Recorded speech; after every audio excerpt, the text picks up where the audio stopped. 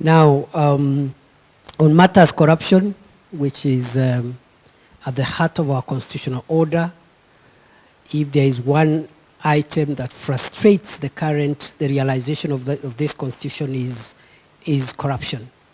Clearly an unconstitutional conduct, and it strikes at the heart of the ideals of the people of Kenya as expressed in the current constitution.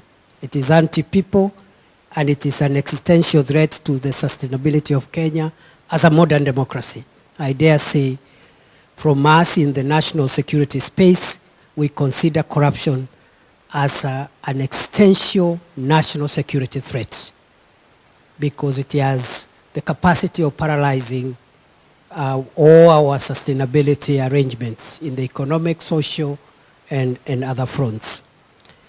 Now, allow me, I will not speak for too long, just allow me to say maybe two other things that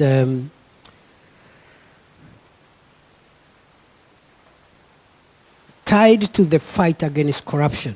And I would want us to start thinking that we should, as a country, start shifting from fighting corruption as just a vice, as a moral vice, but look at it as a national security and national sustainability threat.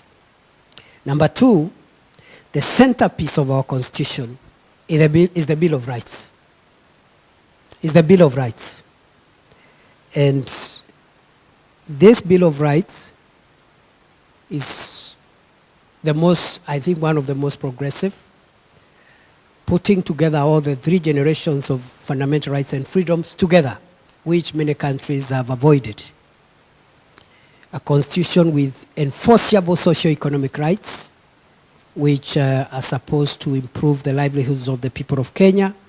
So corruption strikes at the heart of the constitution because it undermines the realization of the Bill of Rights, especially the socio-economic rights that are so central to this constitutional order. So as we deliver services, as we become accountable individually and collectively to the people, the fight against corruption and upholding the Bill of Rights, if you ask me, are the two matters that form the crown jewel of the realization of a better country